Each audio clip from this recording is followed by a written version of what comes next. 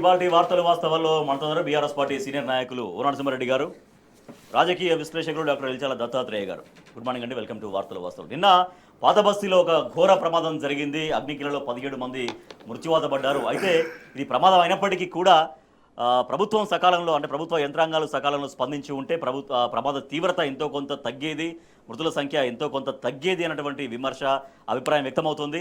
The same time అక్కడ అంబులెన్స్లో ఆక్సిజన్లు లేవని, తర్వాత ఫైర్ ఇంజన్లలో కూడా సరైన సదుపాయాలు లేవంటూ కూడా అక్కడ బంధువులు స్థానికులు తీవ్రంగా ఆగ్రహం వ్యక్తం చేసినటువంటి పరిస్థితి.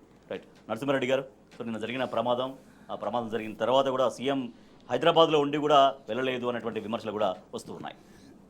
దీంట్లో 2 అంశాలండి. ఒకటి, పాత బస్తీలో జరిగిన ఏదైతే గుల్జార్ హౌస్లో జరిగిన ప్రమాదం ఏదైతుందో ప్రమాదం కాబట్టి దానికి సంబంధించి దురదృష్టవశాత్తు జరగటము, దాంట్లో ప్రాణాలు పోవటం అనేది అందరికి కూడా బాధ కలిగించింది. కేసీఆర్ గారు, తెలంగాణ తొలి ముఖ్యమంత్రి గారు కూడా దిగ్భ్రాంతి వ్యక్తం చేసినారు. కేటీఆర్ గారు, హరీష్ రావు గారు, మా నాయకులంతా కూడా స్పందించినారు. యాక్సిడెంట్కి సంబంధించి, ఫైర్ యాక్సిడెంట్కి సంబంధించి ఏమి జరిగిందనేది ఆ విచారణలో తేలుతుంది.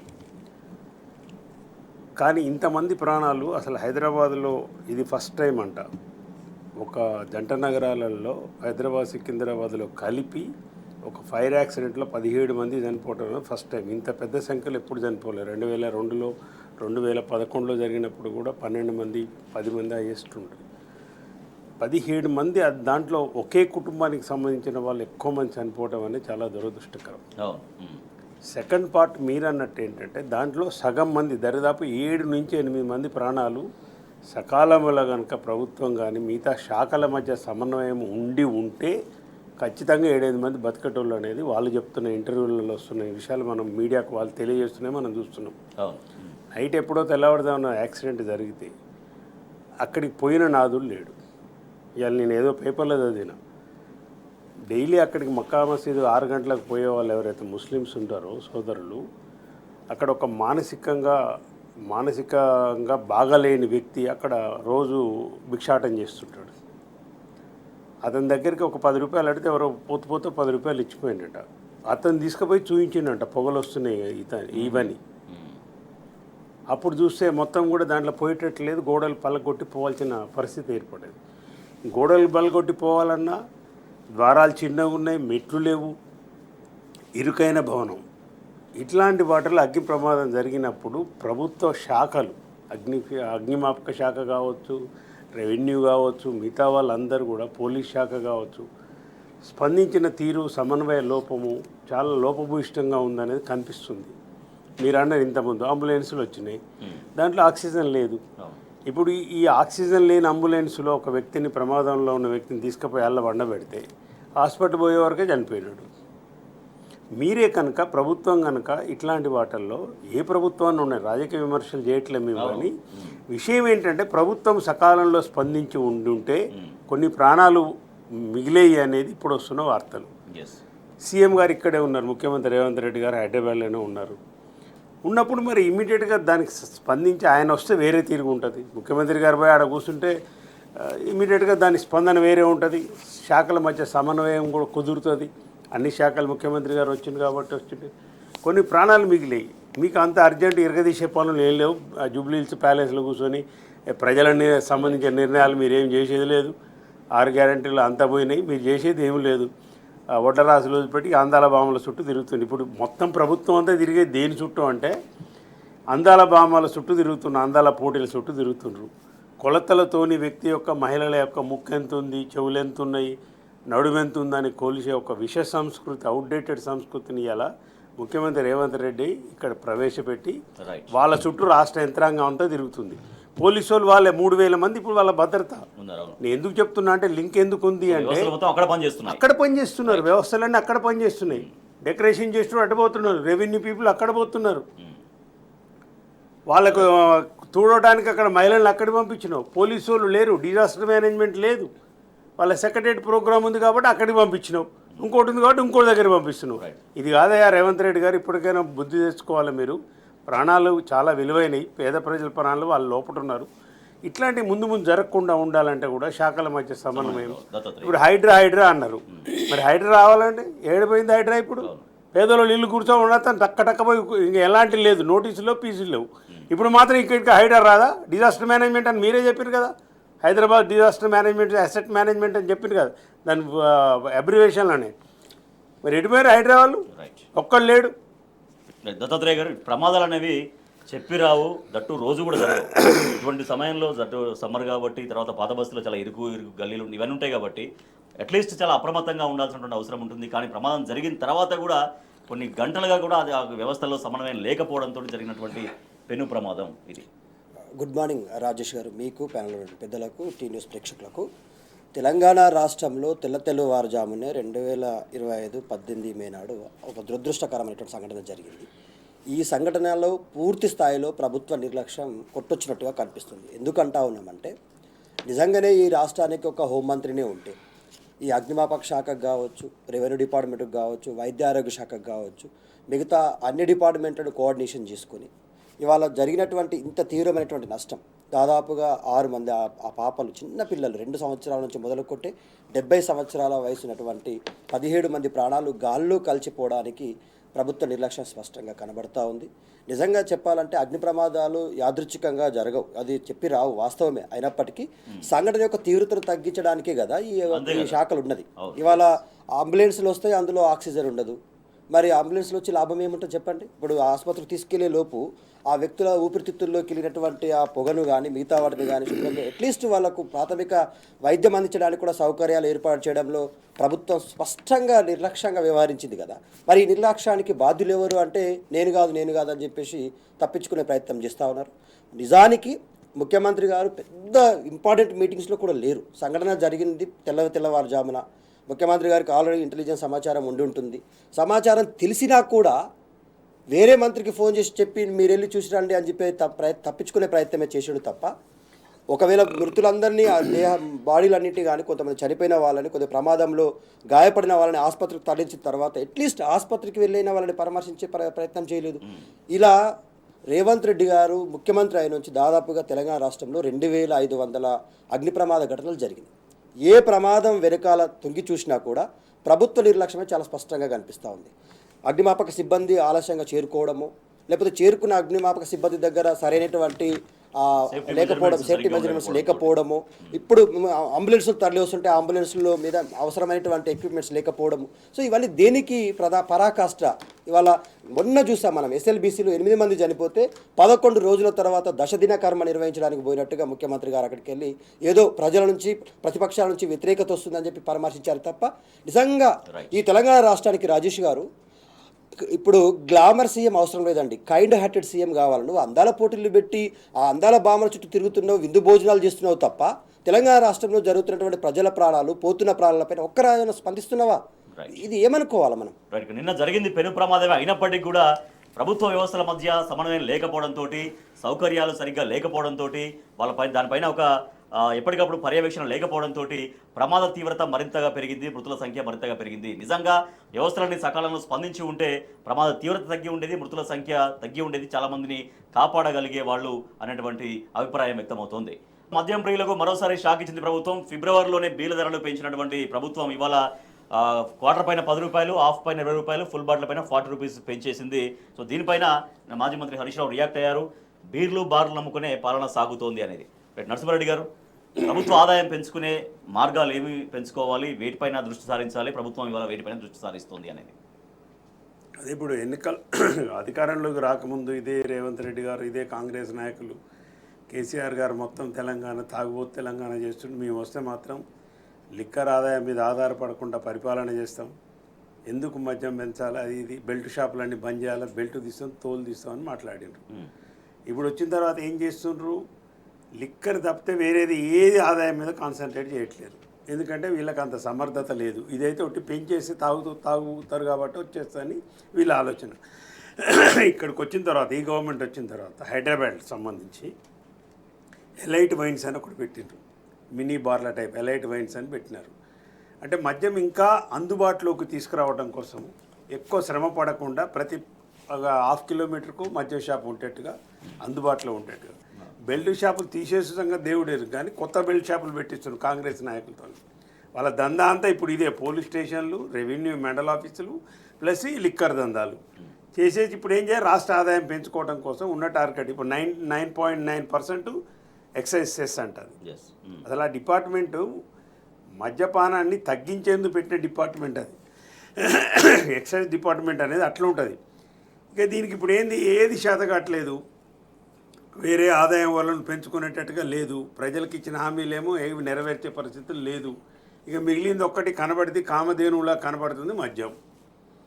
మద్యం రేట్లు పెంచితే ప్రజలైతే ఏం అనేది లేదు, కాబట్టి మద్యం రేట్లు పెంచేస్తే ఇవాళ ఇంతవరకు మరి ఎక్సైజ్ శాఖ వాళ్ళు ధృవీకరించలేదు. మళ్ళీ అది ఇప్పుడు ఏంది, నీకు గల్లా పెట్టి నింపాలి, డబ్బులు రావాలంటే గల్లీకో బెల్ట్ షాప్ పెట్టాలి. ఇక మళ్ళా ప్రజల్ని అనారోగ్యకరమైన తెలంగాణ చేయాలి, తాగుబోతులను చేయాలి, యువకులను డైవర్ట్ చేయాలి.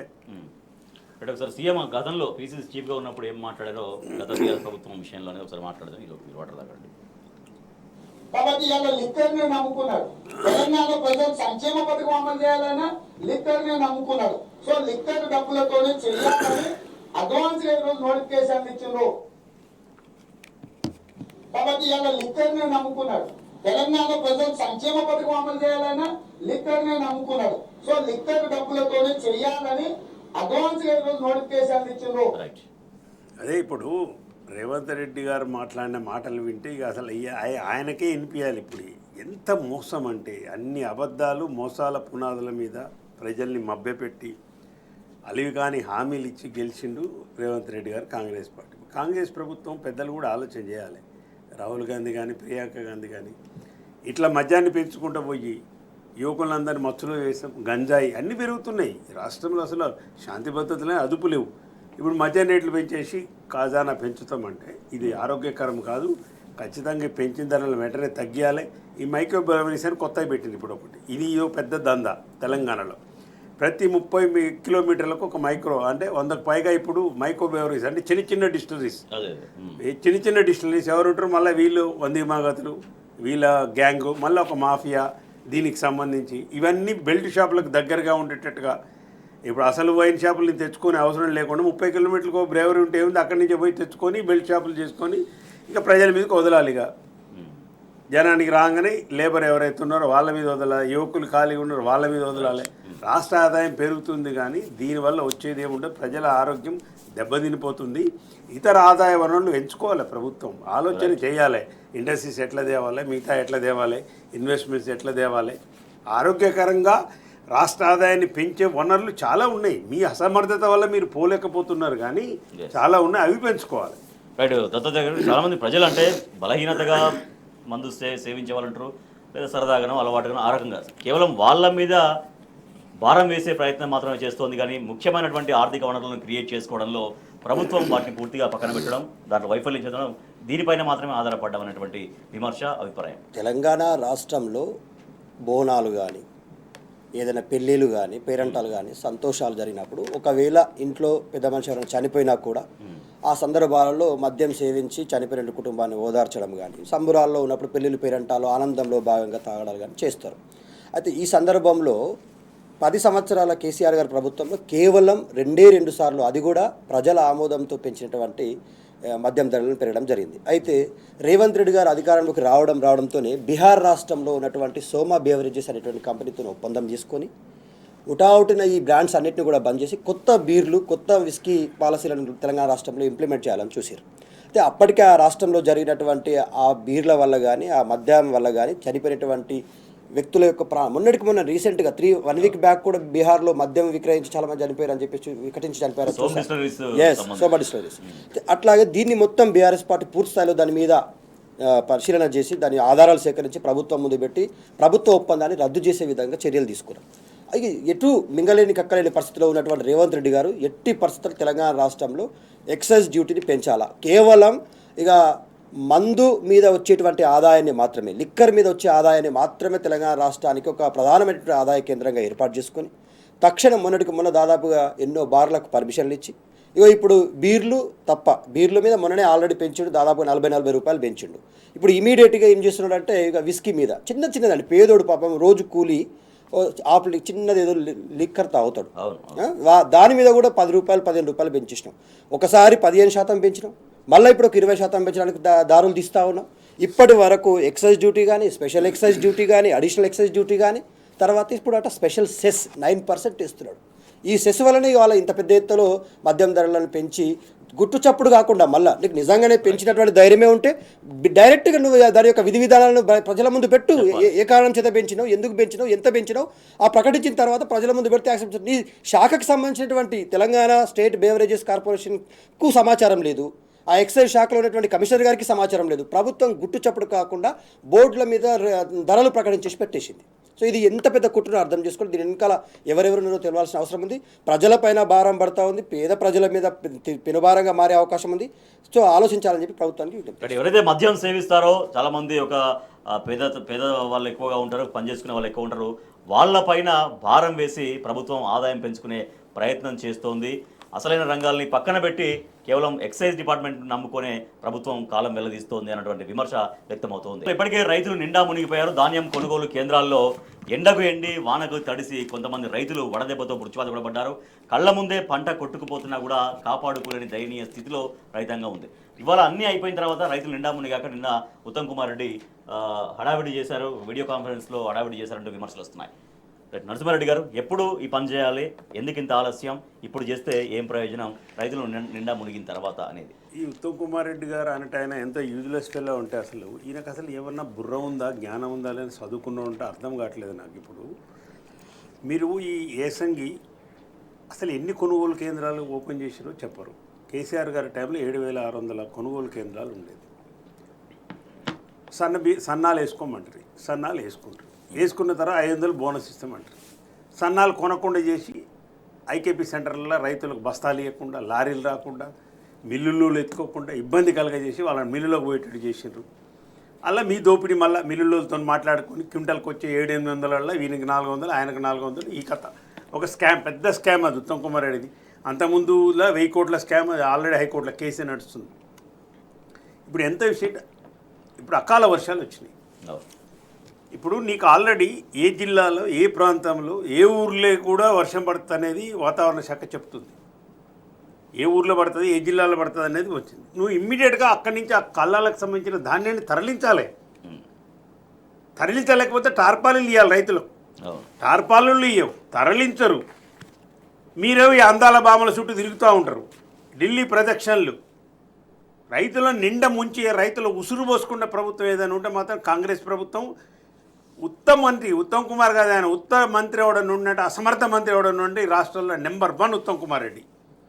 నీటిపారుదల శాఖలో అదే కథ అయినది. ప్రాణాలు పోయినా కానీ ఎస్ఎల్బిసి టన్నల్కి పోలేదు. ఏదో విజిటర్ లాగా హెలికాప్టర్ ఉంటే ఆయన మా వెంకటరెడ్డి గారు ఇద్దరు మా జిల్లా మంత్రులు పోటీ. 4 కిలోమీటర్లు హెలికాప్టర్, 5 కిలోమీటర్లు హెలికాప్టర్. ప్రజాధనం వృధా చేసుకుంటా ఇప్పుడు ఆయన వీడియో కాన్ఫరెన్స్లు పెడతారు. దేనికి వీడియో కాన్ఫరెన్స్లు ఉత్తమ్ కుమార్ రెడ్డి గారు మీరు చెప్పండి? దేనికి వీడియో కాన్ఫరెన్స్లు? సూర్యాపేట మార్కెట్లో, నేడిజర్ల మార్కెట్లో, హుజూర్నగర్ మార్కెట్లల్లో గిట్టుబాటు ధర రావట్లేదని రైతులు వానక పండించుకున్న పంటలు, చెమటోటి పండించుకున్న పంటను నిప్పు పెట్టి తగలబెడుతుంటే కూడా మీకు సిగ్గులేదా? 485 మంది రైతులు చనిపోయారు. ఒక్క దగ్గరికి ఎన్నడన్నా, ఒక్క రైతు దగ్గరికి ఎన్నడన్నా పోవడానికి సీఎం గారికి తీరుతుందా? ఈ మంత్రికి తీరుతుందా? మీకు మాత్రం అందాల బామలను తిప్పడానికి, వరంగల్ తిప్పడానికి టైం ఉంటుంది, వాళ్ళ చుట్టూ తిరగడానికి టైం ఉంటుంది, మీ యంత్రాంగం మొత్తం తిరుగుతూ ఉంటుంది. రైతులు ఆత్మహత్యలు చేసుకుంటే మీకు సోయి లేదు. ఎవరికి ఇంతవరకు ఒక్క రైతును మీరు పరామర్శించలేదు. రైతు బీమాకు సంబంధించి 717 కోట్లు ప్రీమియం కడతానికి కూడా మీకు మనసు రావట్లేదు. రైతు భరోసా ఇంతవరకు ఒక్క పైసా ఏ రైతుని, బోనస్ ఇంతవరకు ఒక్క పైసా ఏ రైతుని, రుణమాఫీ అని అరకొర చేస్తుంది. రైతులను హరికోసపెడుతున్న ప్రభుత్వం కాంగ్రెస్ ప్రభుత్వం. ఇంత లుచ్చ ప్రభుత్వాన్ని ఇంతవరకైతే నేను కూడా రాజకీయాలు చూసి ఇంతవరకైతే చూడలేదు. ఎన్ని హామీలు ఇచ్చినండి రైతులకు? ఒక్క హామీ. 24 గంటలు కరెంట్ అటే పోయింది, ఇప్పుడు ధర మద్దతు ధర అటే పోయింది, రైతు రుణమాఫీ అటే పోయింది, రైతు భరోసా అటే పోయింది. ఎన్ని హామీలు ఇచ్చారు రైతులకు? మీరు ఏమి నెరవేర్చారో చెప్పండి. ఒక వైట్ పేపర్ ఇవ్వండి దీనికి సంబంధించి. ఈయన నియోజకవర్గంలో, ఉత్తమ్ కుమార్ రెడ్డి సొంత నియోజకవర్గంలో అతి లేదు గతి లేదు. ఇంతవరకు చాలా మండలాలు ఐకేపీ సెంటర్లే తెరవలేదు ఈ మూర్ఖుని నియోజకవర్గంలో. ఏం చేస్తున్నట్టు ఉత్తమ్ కుమార్ రెడ్డి గారు మీరుండి? నీళ్ళ మంత్రి, పౌర సరఫరాల శాఖ 2 నీ దగ్గరే ఉన్నాయి. నాగార్జున సార్ తీసిపోయి ఆంధ్రానికి అప్పచెప్పి చంద్రబాబు నాయుడుకి అప్పచెప్తి సిగ్గు లేకుండా. దానికి జవాబు లేదు. వాళ్ళు చచ్చిపోయిన ఎస్ఎల్బిసి టన్నల్ ఇంతవరకు శవాలే బయటికి తీసే పరిస్థితి మీ పరిస్థితి లేదు. రైతులకు సంబంధించి మీ దగ్గర వ్యవసాయ విధానం ఏంది? మీరు ఇచ్చిన హామీలు నెరవేర్చమంటున్నారు రైతులు. ఎప్పుడైనా కేసీఆర్ గారు ఉన్నప్పుడు ఇట్లాంటి పని జరిగిందా అండి? మీరు ఈ బస్తాల కొనుగోలు గురించి ఒక్కటి చెప్పాలి. ఇవి వీళ్ళు ఇప్పుడు మీరు కొనాలంటే 6 నెలల ముందే టెండర్లు వేయాలి రాజేష్ గారు. ఈ పిచ్చి ప్రభుత్వానికి అది కూడా తెలియదు. అప్పుడైతే ఇప్పటికీ ఇప్పుడు అందుబాటులో ఉంటాయి. ఇప్పుడు తగిలి బస్తాలు అంటే ఎక్కడి నుంచి వస్తాయి బస్తాలు? లారీలు అంటే ఎక్కడి నుంచి వస్తాయి? మొదలు నువ్వు ప్లాన్ చేసుకోవాలి, మిల్లర్లతో కూర్చోవాలి, ఏ మిల్లుకి ఎంత అలాట్మెంట్ మీరు ఇస్తారో ఆ అలాట్మెంట్ ప్రకారం లాజిస్టిక్స్ ఏర్పాటు చేసుకోవాలి. ఇవేవి పట్టలేదు. డబ్బు సంపాదించుడు, స్కామ్లలో ఇరుకుడు, అధిష్టానాన్ని సంతోషపెట్టుడు, ముఖ్యమంత్రి చుట్టూ తిరుగుడు, ఆయన దిగిపోతే నేను ముఖ్యమంత్రి అయినా నీ ఉత్తమ్ కుమార్ రెడ్డి ప్లాను. ఇక ఆయన మొన్నమాట నువ్వు టైగర్ అని ఒకరిని కోటి పొగుడుకుంటుండు. ఇక రక్త మాంసాలు పీల్చి పిప్పు చేస్తున్నారు ఉత్తమ్ కుమార్ రెడ్డి. సిగ్గుండా నువ్వు రాజీనామా చేయాలి ఇమీడియట్గా అసలు. దత్తాత్రేయ గారు ఏదైతే నరసింహారెడ్డి అన్న యాజ్ ఏ ఒక రైతుగా, ఒక ఫార్మర్గా ఆయన ఆవేదన మొత్తం కూడా రాష్ట్ర ప్రభుత్వ నిర్లక్ష్యం సుస్పష్టంగా కనిపిస్తుంది అనేది కుండబద్దలు కొట్టినట్టుగా చెప్తా ఉన్నారు. విషయం ఏంటంటే రాజేష్ గారు, తెలంగాణ రాష్ట్రంలో పౌర సరఫరా శాఖ మంత్రిగా ఉన్నటువంటి ఉత్తమ్ కుమార్ రెడ్డి గారు ఈ సంవత్సరం తెలంగాణ రాష్ట్రంలో ధాన్యం యొక్క ఉత్పత్తి 1,30,00,000 టన్నులు జరిగిందని ఆయననే స్వయంగా పత్రికా సమావేశాల్లో ప్రకటించారు. ఇప్పటి వరకు కొనుగోలు ఎంత జరిగిందయ్యా ఉత్తమ్ కుమార్ రెడ్డి అంటే 50,00,000 టన్నులు మాత్రమే జరిగింది అంటున్నాడు. మరి మిగతా 80,00,000 టన్నులు ఎప్పుడు కొంటారు? ఇప్పుడు రైతులేమో కళ్ళాల్లో పంటను పెట్టుకొని రోడ్ల మీద పంటను పోసుకొని పాపం వాటిపైన టార్పాయిలు కప్పుకోలేక, కాపాడుకోలేక అకాల వర్షాలకు పంట నీళ్ళలో కొట్టుకుపోతుంటే కన్నీటి పర్వంతం అవుతా ఉన్నారు. అవి గని సంచులు కొనడానికి కూడా ప్రభుత్వం ఇప్పటి వరకు కూడా స్పందించలేదు. ఆ సంచుల కోసం ఎదురుచూపులు. ఇవాళ పాపం జూన్ మొదటి వారంలో వచ్చేటువంటి వర్షాలకు ఆధారపడి మళ్ళీ కొత్త పంట వేసుకోవాలంటే పాపం విత్తనాల కోసం పరిగెత్తాలా, పెస్టిసైడ్ కోసం పరిగెత్తాలా? ఒక రైతుకి ఎన్ని కష్టాలంటే ఇన్ని బాధలు. ప్రభుత్వం సహకరిస్తే, నిజంగానే ప్రభుత్వానికి ప్రేమ ఉంటే రైతుల మీద, ఇంత అరిగోసపడుతున్న రైతుల వైపు తొంగెత్తి చూడాలి కదా ఒక్కరైనా. ఉత్తమ్ కుమార్ రెడ్డి గారేమో ఏసీ కార్లో కూర్చొని అందాల భావన చుట్టూ పోయి విందు వినోదాల్లో పాల్గొంటారు. అక్కడ ఎస్ఎల్బీసీ విషయం ఇంతకుముందు అన్నగారు చెప్పినట్టుగా ఈ నిర్లక్ష్యం అంత సుస్పష్టంగా ప్రభుత్వం వాంటెడ్గా చేస్తుంది. ఇంకోటి ఏంటంటే రైతులకు ఇచ్చిన ఏ ఒక్క హామీ ఇప్పటి వరకు నెరవేర్చారని 100% నెరవేర్చాల్సిన రైతుల హామీ అన్నీ. రైతు రుణమాఫీ విషయంలో 25% రుణమాఫీ కూడా కాలేదు. రైతు బంధు విషయంలో ఫెయిల్యూర్. ఇప్పటివరకు నెక్స్ట్ పంటకి వేయాల్సిన రైతు బంధు మీద క్లారిటీ లేదు. పోనీ రైతులు చనిపోయారు. ఇప్పటివరకు దాదాపుగా 500 దగ్గరగా రైతులు చనిపోతూ ఉంటే 5 లక్షల రైతు బీమా ఏ ఒక్క రైతు కుటుంబానికి చేరలేదు. రైతులను ఇంత గోసబెట్టుడు ఏం సాధిస్తున్నాం అని చెప్పేసి అడుగుతూ ఉన్నాం. అకాలంగా కరెంటు కట్ చేస్తూ ఉన్నారు. ఇప్పుడు పోనీ పంట పొలాల్లో పంటను కాపాడుకుందామని చెప్పి లైట్లు పెట్టుకొని అక్కడ కాపలాగా ఉందామన్నా కూడా కరెంటు కట్ చేస్తూ ఉన్నారు. మొన్నటికి మొన్న మా ఆదిలాబాద్ జిల్లాలో 3 రైతులు పాము కాటుకు చనిపోయిన పరిస్థితి ఏర్పడ్డది. ఇంత నిర్లక్ష్యం ఎందుకు అని చెప్పేసి అడుగుతా ఉన్నాం. మేము ముఖ్యమంత్రి గారిని అడుగుతా ఉన్నాం, ఇవాళ ఉత్తమ్ కుమార్ రెడ్డి గారిని అడుగుతా ఉన్నాం. ఇక వ్యవసాయ శాఖ మంత్రి అయితే ఎప్పుడెక్కడ ఉంటారో ఆయనకే తెలియదు, తుమ్మల గారికి. సో నేను ఏమంటున్నానంటే మీ మంత్రుల మధ్య సమన్వయం లేదు, శాఖల మధ్య మీకు అవగాహన లేదు. ఇప్పటికే తీసుకోవాల్సిన చర్యలు ఆలస్యమైన మరోపక్క ఆల్రెడీ ఋతుపవనాలు స్టార్ట్ అవుతున్నాయి. ఇంకా కొంచెం ఎర్లీగానే చెప్పాను కదా. ఇప్పుడు ఆల్రెడీ నైరుతి ఋతుపవనాలు రానే వస్తున్నాయి. రేపు జూన్ మొదటి వారంలో వర్షాలు వస్తాయి. మెరుగు తర్వాత అప్పుడు మళ్ళీ ఇప్పుడు భూమి సాఫ్ చేసుకోవాలి కదా రాజేష్ గారు. వాళ్ళకు కూలీల కొరత ఉంది, వ్యవసాయ పనిముట్ల కొరత ఉంది. పాపం వాళ్ళు అక్కడికి వెళ్ళాలి, ఇక్కడికి వెళ్ళాలి, 2 వైపులా పరిగెత్తాలంటే కుటుంబంలో ఉన్న ప్రతి ఒక్కరు పని చేసినా కూడా పాపం ఆ పనులు కాపాడుకోలేకపోతారు. పండించిన పంట కళ్ళ ముందర నీళ్ళపాలు అయిపోతుంటే చెరువు పాలు అవుతుంటే ఎంత రోదన చెప్పండి, వాళ్ళకి ఎంత బాధ. మళ్ళా రేట్ల విషయంలో మిల్లర్లతో ముందే కుమ్ముక్కైపోయి ప్రభుత్వం కొనాల్సినటువంటిది వేయింగ్ మిషన్స్ కూడా లేవట. పాపం వాళ్ళు అంటూ ఉన్నారు, మేమే స్వయంగా మా ఊర్లో ఉన్న ఎవరు ఉంటారు మిల్లర్ల దగ్గరికి వెళ్ళి రిక్వెస్ట్ చేసుకొని తీసుకొచ్చి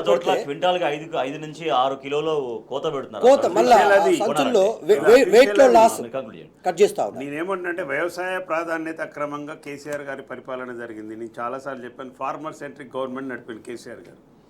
వీళ్ళు ఫార్మర్ సెంట్రిక్లే, అసలు ఫార్మర్ అంటూ ఉన్నాడు, రైతు అనేటప్పుడు కూడా వీళ్ళకి సోయలేని విషయం. నీకు ఒక్క ఉదాహరణ చెప్పి నేను ముగిస్తాను. కేసీఆర్ గారు 2014లో అధికారంలోకి వచ్చిన తర్వాత ఎరువుల సమస్య వచ్చింది. యూరియా కానీ మిగతా డిఏపి ఎరువులు. వ్యవసాయ కమిషనర్ పిలిచి ఎందుకు ఈ ఎరువుల సమస్య ఎందుకు వస్తుంది, మనకు ఎంత ఎరువులు కావాలి మొత్తం అసలు యాక్చువల్గా ఏంది పరిస్థితి అంటే మనకు 24 లక్షల టన్నులు కావాలని 25 లక్షల టన్నులు కావాలని చెప్పినారు వాళ్ళు.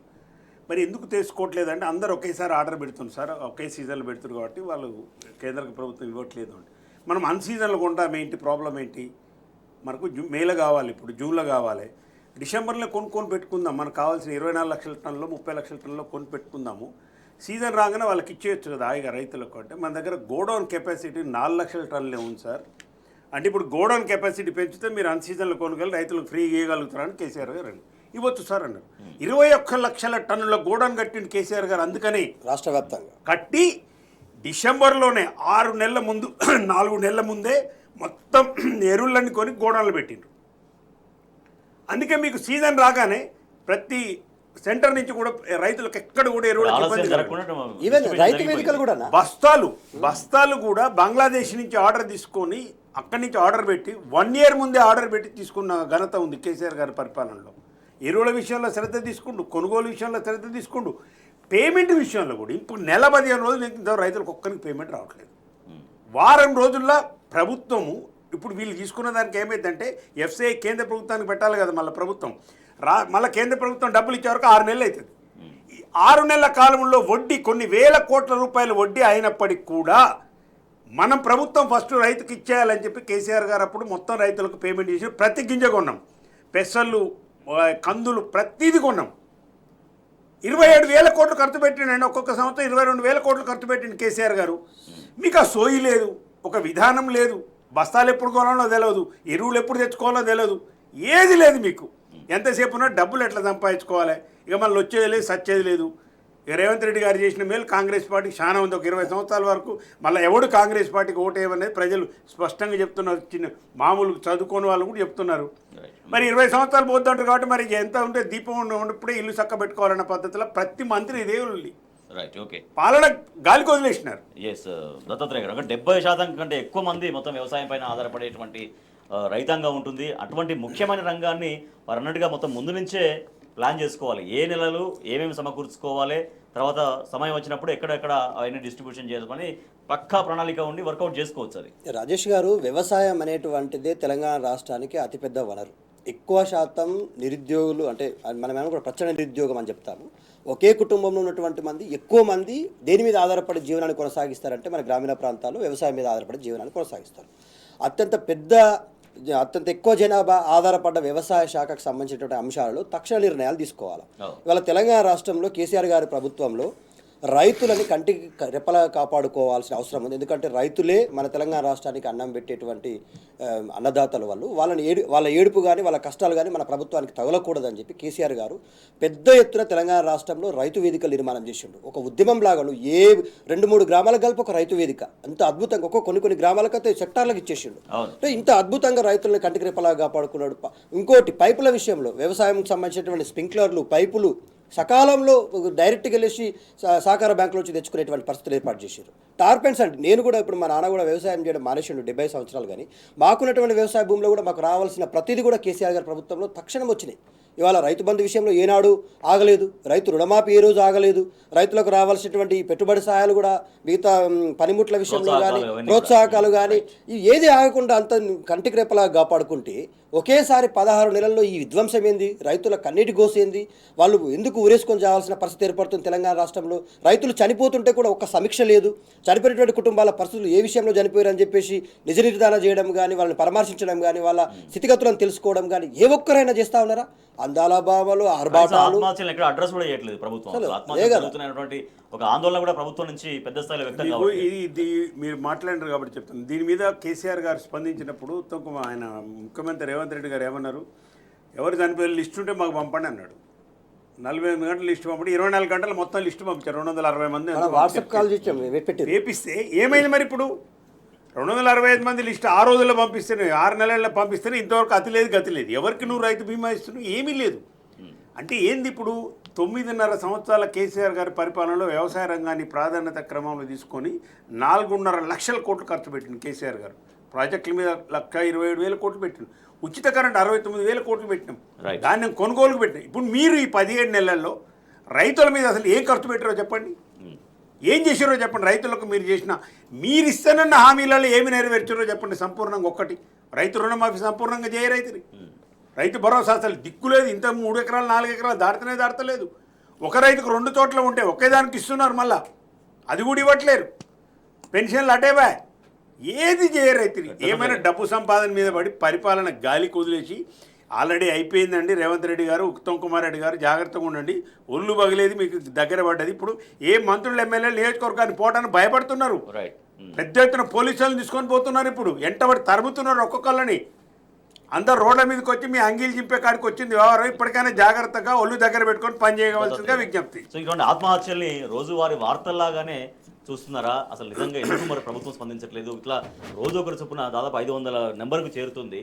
చాలా ఆందోళనకరమైనటువంటి అంశం. పై స్థాయిలో ఎందుకు స్పందన లేదు అనేది నిజంగా చెప్పాలంటే చాలా బాధాకరమైనటువంటి అంశం రాజేష్ గారు. రైతుల ఆత్మహత్యలతో తెలంగాణ రాష్ట్రం తల్లడిల్లుతా ఉంది. రోజుకు 2-3 రైతులు ఆత్మహత్యలు చేసుకుంటా ఉన్నారు. ఒక్కొక్క రైతు చాలా స్పష్టంగా చెప్తా ఉన్నాడు, ప్రభుత్వం నుంచి రావాల్సినటువంటి రుణమాఫీ కాలేదని, ప్రభుత్వం ఇస్తానటువంటి రైతు బంధు అందలేదని చెప్పేసి, ప్రభుత్వం సకాలంలో పంట కొనుగోలు చేయలేదని చెప్పేసి, ఆర్థిక భారంతో ఆత్మహత్య చేసుకుంటున్నామని చెప్పేసి రైతులు పిట్టల్లాగా రాలిపోతూ ఉంటే, ఈ ప్రభుత్వం వైపు ఒక్కరైనా ఇవాళ మేము అందరం కలిసి మా ఆదిలాబాద్ జిల్లా నుంచి దాదాపుగా 38 మంది రైతులు వస్తే మేము వెళ్ళి డిహెచ్ఓ అని పౌర సరఫరాల శాఖ మంత్రికి కలిసినాం. అయ్యా, ఇవాళ మా తెలంగాణ రాష్ట్రంలో ఉన్నటువంటి పంట కొనుగోలు విషయంలో ఏదైతే అకాల వర్షాల వల్ల పంట మొత్తం కూడా కళ్ళాలనే ఉంది, పంట మొత్తం కూడా కొట్టుకుపోతూ ఉంది, నీటికి అర్పితం అవుతూ ఉంది. ఎట్టి పరిస్థితుల్లో మీరు తక్షణం కొనుగోలు చేయాలని చెప్తే ప్రభుత్వం నుంచి 2 సార్లు ఆయన అడిగిండంట. అయ్యా, మనం తీసుకోవాల్సిన నిర్ణయాలన్నీ కూడా 6 నెలల ఆలస్యంగా తీసుకున్నాం, దీనివల్ల మనము ప్రజలకు ఇవ్వాల్సినటువంటి రక్షణ కవచాలు ఇవ్వలేకపోయాం. అదే కవర్లు కావచ్చు, లేకపోతే గోనె సంచులు కావచ్చు, మిగతా విషయాలు మనం చాలా ఆలస్యం చేసినాం, ఇవ్వండి అని చెప్పేసి అధికారులు కూడా పాపం రైతుల బాధల్ని చూస్తూ బాధపడతా ఉన్నా కూడా మంత్రులు స్పందిస్తలేరు, ప్రభుత్వం స్పందిస్తలేదు. ప్రభుత్వ నిర్ణయాలన్నీ కూడా మంత్రులు తీసుకుంటేనే కదా పాపం అధికారులు చేసేది, అమలు చేసేది. సో ఇంత నిర్లక్ష్యం ఎందుకు అని చెప్పేసి ప్రజలందరూ కూడా బాధపడతా ఉన్నారు, ఏడుస్తూ ఉన్నారు ఊర్లలో రైతులు. రైతుల ఆత్మహత్య పరంపర కొనసాగుతుంది. చాలా విషాదకరమైన పరిస్థితులు తెలంగాణలో కనిపిస్తున్నాయి. మరోపక్క ధాన్యం కొనుగోలు కేంద్రాల్లో కూడా చాలా తీవ్రంగా ఇబ్బందులు పడుతున్నారు. అయినా మొత్తం ఇప్పుడు జరగాల్సిన నష్టం అంతా జరిగిన తర్వాత నిన్న ఉత్తమ్ కుమార్ రెడ్డి, వ్యవసాయ మంత్రి ఉత్తమ్ కుమార్ రెడ్డి వీడియో కాన్ఫరెన్స్ పెట్టాడు. కానీ అయినా కూడా ఎటువంటి ప్రయోజనం లేదు. ఇవన్నీ ఎప్పుడో చేయాల్సినటువంటి పనులు ఇంత లేటుగా చేయడం వల్ల ఇప్పటికే జరగాల్సినంత నష్టం రైతులకు వాటిల్లిన పరిస్థితి. ఇక మిస్ వరల్డ్ కంటెస్టెంట్స్ ఇక్కడ తెలంగాణలో ప్రముఖమైనటువంటి ప్రఖ్యాతమైనటువంటి ప్రదేశాలను విజిట్ చేస్తున్నారు. దాంట్లో భాగంగా నిన్న తెలంగాణ రాష్ట్ర సచివాలయాన్ని, తర్వాత పోలీసు కమాండ్ కంట్రోల్ సెంటర్ని నిన్న సందర్శించారు వాళ్ళు. సో ఇది మనం చూస్తున్నాం. ఇక తెలంగాణ సచివాలయం ముందు నిన్న వాళ్ళు వెళ్ళారు. అక్కడ అద్భుతమైనటువంటి కట్టడంగా కొనియాడారు. And police command control centre, నిన్న పోలీస్ కమాండ్ కంట్రోల్ సెంటర్ దగ్గర కూడా సందర్శించారు. దాన్ని కూడా ఒక అద్భుతమైన కట్టడంగా వాళ్ళు అభివర్ణించారు. రైట్, నరసింహారెడ్డి గారు, police command control centre and Telangana సచివాలయం. అదే ఈ పిచ్చి తర్వాత ఈ మూర్ఖపు ముఖ్యమంత్రి రేవంత్ రెడ్డి ఎవరైతే ఉన్నారో, కేసీఆర్ ఆనవాళ్ళు లేకుండా చేస్తా, గొంతు బిసికి చంపేస్తా, ఏయో అన్ని పిచ్చి మాటలని మాట్లాడుతుండు కదా. ఇప్పుడు కళ్ళు తెరిచి చూసుకోవాలి. నువ్వు ఏడి తీసుకుపోయినావు, మీరు ఏం కట్టిరో ఆడికి తీసుకుపోండి. మరి మీరు ఏం కట్టినరో ఈ 15 నెలల్లో కేసీఆర్ ఆనవాళ్ళ సంగతి చర్చ పెడదాం. కానీ అసలు నువ్వు ఏం చేసినావో ఆడికి తీసుకుపోయి ఈ అందాల భామలందరినీ తీసుకుపోయి ఫోటో దిగిచ్చు. ఏమున్నాయి నీ పరిపాలనలో? అన్ని సావులు, ఆత్మహత్యలు, ఈ తప్పితే ఏం వచ్చినాయి నీ పరిపాలన? 15 నెలల పరిపాలనలో కూల్చివేతలు అనేది ఏమున్నాయి? ఆ హైటెక్ దగ్గర తీసుకుపో, ఆ కూల్చేత ఆ పేద ప్రజల దగ్గర తీసుకుపోయి ఫోటోలు దింపి ఎంటపడి వాళ్ళని వీళ్ళని అందరినీ అంగిలాకి లిప్పి కొడతారు ఆడిపోతే. కేసీఆర్ ఆనవాళ్ళు లేకుండా చేయటం నీ తాత తరం కాదు, నీ గురువు చేతనే కాలేదు, రాజశేఖర్ తరమే కాలేదు. నువ్వేం చేస్తావు చిన్న బచ్చగానివి. కానీ ఈ విషయం ఏంటంటే, ఎవరైనా కానీ ఒక ముఖ్యమంత్రి వస్తే మేము ఇచ్చిన హామీలు నెరవేరుస్తాము, సుపరిపాలన ఇస్తాము, మంచి పరిపాలన ప్రజలకు అందజేస్తామని చెప్పాలి. కానీ కేసీఆర్ ఆనవాళ్ళు తీసేస్తా అంటే ఏం తీసేస్తావు? కేసీఆర్ ఆనవాళ్ళు లేకుండా అంటే తెలంగాణ లేకుండా చేయాలి అంటే మళ్ళీ తెలంగాణ తీసిపోయి ఆంధ్రాలో కలుపుతారా నువ్వు నీ గురువు కలిసి? ఏం చేస్తావు? కేసీఆర్ ఆనవాళ్ళు మొత్తం తెలంగాణ ఉద్యమం అంతా కేసీఆరే. తెలంగాణ సాధించింది కేసీఆర్, 33 పార్టీల లేఖలు తెచ్చింది కేసీఆర్, పార్లమెంట్లో బిల్లు పాస్ చేయించింది కేసీఆర్, కాంగ్రెస్ పార్టీ మెడలు వంచి, బీజేపీ మెడలు వంచి నై తెలంగాణలోని జై తెలంగాణ అనిపించి ప్రజాస్వామ్య పద్ధతిలో భారత రాజకీయ వ్యవస్థను మెప్పించి ఒప్పించి సాధించిన యోధుడు కేసీఆర్. ఆయన లేకుండా నీతోనేమవుతుంది? మరుగుతూ నువ్వు రాజకీయంగా మరుగుతూ నువ్వేం చేయలేవు. ఒట్టి మాటలు లేదో డాంబికమైన మాటలు కాదు. ఏం చేస్తావు మరి? కేసీఆర్ అంటే కమాండ్ కంట్రోల్ గుల్లగొట్టాలి. రోజు పోయి నువ్వు కూడా అలానే కూర్చుంటుంటే సెక్రటరేట్ రాకుండా. మంచి బ్రహ్మాండమైన సెక్రటరేట్ కడితే గౌరవప్రదంగా ఉండటానికి అని చెప్పి ఒక సెక్రటరేట్ కడితే ఇప్పుడు వాళ్ళ దగ్గరికి ఆ సెక్రటరేట్ తీసిపోయి కదా నువ్వు చేసి. ఉస్మానియా హాస్పిటల్ చేస్తా, పెద్ద హాస్పిటల్ చేస్తాను డైలాగులు కొట్టి వీళ్ళు ఈ కోనా మేధావులు అందరూ కలిసి ఆసుపత్రి చేస్తాను సెక్రటరేట్ అని. మరి ఇప్పుడు అదే సెక్రటరేట్ దగ్గర తీసిపోయి కదా ఈ అందాల బామ్మల ఫోటోలు తీపిచ్చింది నువ్వు. అన్ని కేసీఆరే. తెలంగాణ 2014 నుంచి ఇప్పటి వరకు జరిగిన అభివృద్ధి, ప్రతి కట్టడము, ప్రతి ఇటుకలో, ప్రతి అభివృద్ధిలో కేసీఆర్ ఉన్నాడు. కేసీఆర్ ఆనవాళ్ళకి చేయడం అన్ని కూలగొట్టాలి. మరిగా చలో ఆ పని చేయి. నీ ఆనవాళ్ళు ఏమున్నాయి? నీ ఆనవాళ్ళు కూడా ఉన్నాయి. ఓ హైడ్రా ఉంది, పేద ప్రజలు ఇల్లు కూలగొట్టినావు, ఇప్పుడు at least వాళ్ళకి రైతుల చెప్పాలి ఆత్మహత్యలు ఉన్నాయి, ఆ కుటుంబాల దగ్గర తీసుకుపోయి చేయించు. ఇప్పుడు జనరల్ గా ఒక నిర్మాణం దగ్గరికి వస్తే ఆ నిర్మాణం ఎప్పుడు జరిగింది, ఎవరి హయాంలో జరిగింది అనేది వాళ్ళకి చెప్పాలి కదా. శిలాఫలకాలు అంతే మాట్లాడతాయి కదా, అదే కదా. వాళ్ళకి తెలుస్తూనే ఉంది కదా, అందరికి తెలుస్తూనే ఉంది కదా. ఈయన ఏం కప్పిపుచ్చుకుంటే నాకు ఏం తెలుసని. తెలంగాణ ఉద్యమంలో లేడు, తుపాకులు పట్టుకొని ఉద్యమకారుల మీద పోయిన చరిత్ర, నీచమైన చరిత్ర ఉంది రేవంత్ రెడ్డికి. రైట్. ఒక రాజకీయ బ్రోకరు, ఒక రియల్ ఎస్టేట్ బ్రోకరు, బాబుకు సంతులు మోసిండు అనేది ఆయన చరిత్ర. మరి నువ్వు తీసుకుపోయిన ఆ బాబు సంతుల ఫోటోలు చూపించాలకు అక్కడ దింపి ఫోటోలు వాళ్ళని, దత్తాత్రేయ గారు నీ హైడ్రా కాడ దింపి, రైతుల సావుల కాడ దింపి, ఏడ దింపిస్తావు దింపి. రేవంత్ రెడ్డి గారు, రాజేష్ గారు ఇప్పుడు ముఖం ఎక్కడ పెట్టుకుంటాడో చెప్పాల్సిన అవసరం ఉంది. మొన్నటి వరకు కేసీఆర్ గారు లేని చేసినటువంటి ఆనవాళ్ళని తొడిపిస్తా అని చెప్పారు కదా. మహావృక్షమైనటువంటి కేసీఆర్ గారి ఆనవాళ్ళు కళ్ళ ముందర ప్రత్యక్షంగా కనిపిస్తూ ఉన్నాయి. దేశం మొత్తం కూడా గర్వించే విధంగా, ఎక్కడా లేని విధంగా ఒక లండన్ నగరంలోనైతే తెలంగాణ రాష్ట్రంలోనే కమాండ్ కంట్రోల్ ఉన్న విషయం దేశం మొత్తం కూడా గర్వించింది. ఇవాళ అద్భుతమైనటువంటి సెక్రటరియట్ ముందర అందాల బొమ్మలు నిలబెట్టి ఫోటోలు దిగుతున్నావు. నువ్వు కూడా అందులో ఒక భాగస్వామిగా కూర్చుంటా ఉన్నావు ప్రతిరోజు. ఇవన్నీ ఎవరు కట్టినటువంటి ఆనవాళ్ళు. ఇవాళ టీ హబ్ దగ్గరికి తీసుకెళ్తా పోతాను రేపు మాపు. టీ హబ్ నిర్మాణం ఎవరు చేశారు? కేసీఆర్ గారు చేశారు. తెలంగాణ రాష్ట్రానికి ముందు చూపున్నది కేసీఆర్ గారికి. నువ్వు మనం రామప్ప దేవాలయానికి తీసుకెళ్ళాం, యాదాద్రి టెంపుల్ విజిట్ ఇవన్నీ ఎవరు చేసింది? కేసీఆర్ గారి పాలనలో కేసీఆర్ గారు ముందు చూపు వల్ల తెలంగాణ రాష్ట్రం అద్భుతంగా ఉండాలా, నవ్వినోడు ముందర జారిపడ్డట్లు ఉండొద్దు. ఒక్కొక్కడు తెలంగాణ రాష్ట్రాన్ని చాలా తక్కువ అంచనా వేసిండు, అవమానపరిచిండు, ఇబ్బందులు పెట్టిండు, ఎగతాళి చేసిండు. ఇక నా తెలంగాణ తలెత్తుకొని బతకాల, నా తెలంగాణ సగర్వంగా కాలరెగరేసి ఎస్ నేను తెలంగాణోడి నన్ను చెప్పుకోవాలని చెప్పి కేసీఆర్ గారు సగర్వంగా ఈ నిర్మాణాలను చేసిండు. ఇవాళ అక్కడే ఉన్నటువంటి అమరవీరుల స్తూపం కూడా చూస్తుంటారు వాళ్ళు, అక్కడే ఉన్నటువంటి అంబేద్కర్ స్టాచ్యూ చూస్తుంటారు వాళ్ళు. ఇవాళ సెక్రటరియట్లో కలయదిరిగిర్రు వాళ్ళందరూ. అద్భుతమైన నిర్మాణాలు ఎవరి కాలంలో జరిగినాయి, అక్కడ ఉన్నటువంటి శిలాఫలకాలు సాక్ష్యాలుగా నిలుస్తాయి. వాళ్ళందరూ కూడా వెల్ ఇంటెలిజెన్సే, వాళ్ళందరూ చదివిన వాళ్ళే. నిన్న ఇక్కడ ఉన్నటువంటి ఏఐజీ హాస్పిటల్కి వెళ్ళినావు, అక్కడ కూడా మనం డెవలప్మెంట్ చేసినటువంటి ఆసుపత్రి వివరాలు కానీ, కార్పొరేషన్ ఆసుపత్రుల విధానాలు ఎట్లున్నాయి, తెలంగాణ రాష్ట్ర వైద్య విధానంలో ఉన్నటువంటి విధానాలు ఎట్లా ఉన్నాయి, రేపు గచ్చిబౌలి స్టేడియంలో కానీ, ఐటెక్స్లో కానీ చేయబోతున్నటువంటి క్యాట్ వాక్లో కానీ, వాళ్ళ యొక్క మిగతా ఈవెంట్స్లో కానీ ఏం చూపిస్తున్నావు నువ్వు తెలంగాణకు? నాకు అర్థం కాదు. ఇవాళ తెలంగాణ రాష్ట్రంలో ప్రత్యేక పర్యావరణ విధానాన్ని తీసుకొచ్చినటువంటి నాయకుడు కేసీఆర్ గారు. నువ్వు ఈ జిల్లాలో ఉన్నటువంటి ఏ ప్రాంతానికి వెళ్ళినా కూడా రాజేష్ గారు, తెలంగాణ జిల్లాలో కేసీఆర్ గారు ఆనవాళ్ళు సుస్పష్టంగా కనిపిస్తాయి. మున్సిపాలిటీల సుందరీకరణ కావచ్చు, జిల్లాలో ఏర్పాటు చేసినటువంటి కలెక్టరేట్లు కావచ్చు, ఇంటిగ్రేటెడ్ మార్కెట్ యార్డ్స్ కావచ్చు, వ్యవసాయ శాఖకు సంబంధించినటువంటి నిర్మాణాలు కావచ్చు, ఏది చూసినా కూడా కేసీఆర్ ఆనవాలే కదా. ఇవాళ కాళేశ్వరం ప్రాజెక్టు నుంచి మొదలుకుంటే ఆదిలాబాద్ జిల్లా నుంచి మొదలుకుంటే అల్లంపూర్ వరకు కేసీఆర్ ఆనవాళ్ళు సజీవంగా నిర్మాణానికి ఒక పర్యాయ పదంగా. అంతే కదా. నిజం చెప్పనా, కేసీఆర్ గారిది నిర్మాణ పంత అయితే రేవంత్ రెడ్డి గారిది కూల్చివేతల పంత. నువ్వు వచ్చిన తర్వాత ఏం చేసినావా? హైదరాబాద్లో హైడ్రా పేరు మీద పేద వర్గాల ఇళ్ల మీద పడి ఎక్కడికక్కడ 16,000 మందిని గూడులేని పక్షులను చేసినావు. వాళ్ళ ఉసురు తలగదా నీకు? ఇవాళ తెలంగాణ రాష్ట్రం అంటే నిర్మాణం. కేసీఆర్ గారు ఒక్కరోజు కూడా ఆ పేద వర్గాల వైపు తొంగి చూప వాళ్ళని గూడులేని పక్షులను చేయొద్దని చెప్పేసి జీవో నంబర్ 56, 57, 58 తీసుకొచ్చి వాళ్ళకి పట్టాలు ఇచ్చిండు కేసీఆర్ గారు. నువ్వు వాళ్ళని పాపం గూడులేని పక్షులను చేసి గుడిసెలను గులగొట్టినావు.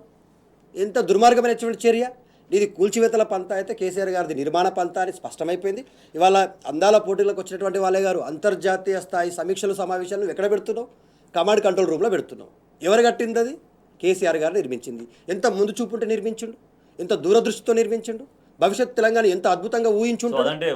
బాధ్యతాయుతమైనటువంటి నాయకుడి చేతిలో తెలంగాణ రాష్ట్రం సుభిక్షంగా ఉండే, కంటికి రెప్పలా కాపాడబడ్డ అన్ని వర్గాలు, రైతులు కావచ్చు, విద్యార్థులు కావచ్చు, మహిళలు కావచ్చు, ఆశా వర్కర్లు, అంగన్వాడీ టీచర్లు జీతాలన్నీ ఎవరు పెంచారు? హోంగార్డుల జీతాలు ఎవరు పెంచారు?